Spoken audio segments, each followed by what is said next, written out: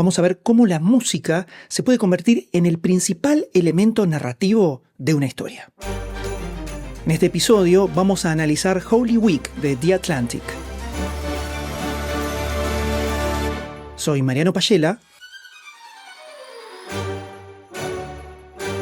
y esto es Desarmaudio. Este es un episodio especial porque es una colaboración con alguien que yo describo como un oyente profesional. Alguien que hace una escucha atenta, analítica y voluminosa. No sé cómo hace para escuchar tanto podcast. Me refiero, por supuesto, a Ana Rivera, editora jefa de Prisa Audio en España. O sea, no es cualquier oyente de podcast, ¿no? Es top. Ana me contó que uno de los elementos a los que les presta más atención como vehículo de emociones es a la música. Y de ahí sale su recomendación de Holy Week, producido por Van Newkirk, Ethan Brooks y Jocelyn Frank, con diseño de sonido de David Herman. Es una serie que cuenta los acontecimientos que sucedieron después del asesinato de Martin Luther King el 4 de abril de 1968. Para Ana, Holy Week es uno de los mejores ejemplos del uso de la música como elemento narrativo. Te transporta a esa época, a la tensión, la incertidumbre y la falta de esperanza. Me dijo que pocas veces encontró un match tan perfecto entre la música, el tono del narrador, la historia y la época que narra. Así que, obviamente, vamos a desarmarlo. Ya desde el arranque, apenas le das play al primer episodio, te das cuenta que la música está en otro registro.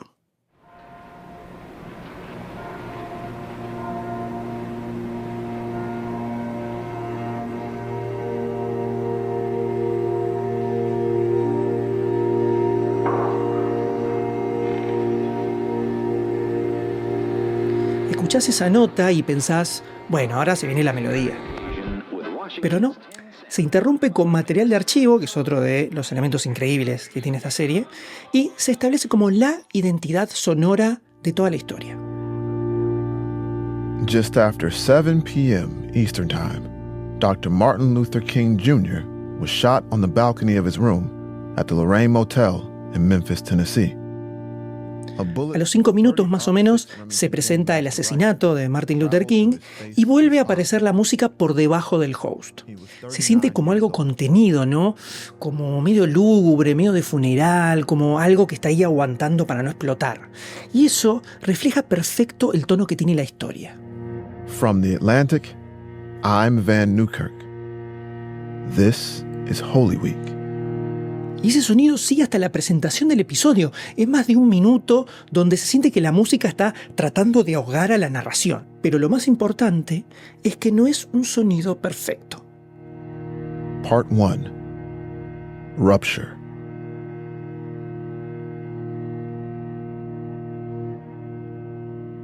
Por momentos flaquea, vibra, baja. Es humano, no está hecho con un sintetizador. Hay alguien que está ahí aguantándolo para que no se le descontrole. Eso también refleja mucho de la historia. Por supuesto que la serie va pasando por distintos registros, entonces este recurso solo no alcanza. ¿Cómo hace la música para adaptarse? First came the shock, the numbness. Then came despair. What are we going to do? But then came fire. At that moment, a rage that kind of jerked its way through my body that I had never felt before. Se va a la mierda, básicamente. Eso que se estaba conteniendo, por momentos se descontrola. Refleja uno de los temas centrales de la historia, que es que el asesinato de Martin Luther King hizo desbordar algo que se estaba aguantando. I immediately hit the street, man. I didn't know what was going to happen.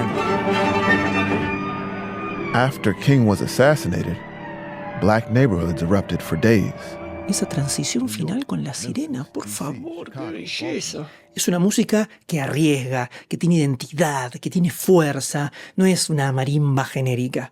Funciona a medida del relato. Y lo más interesante es que no es música original. Así que le escribí a David Herman, el diseñador de sonido de la serie, para que me cuente sobre su trabajo con la música. Cuando empezaron con la producción de la serie, se pusieron a debatir sobre las ideas centrales que aparecían en las primeras entrevistas. La ausencia, incertidumbre, la frustración, la expectativa de una revolución que no llega nunca, furia pura y sin filtro, dolor. Ahí es donde David se acordó de unos covers que había escuchado de un músico afroamericano que falleció en 1990, que se llama Julius Eastman. Sobre todo le viene el recuerdo de las emociones viscerales que le transmitió esa música. Es cruda y directa, pero también da lugar a cierta intimidad y complejidad. Sintió como un súper abrazo de sonido que te destruye, pero que te fortalece al mismo tiempo.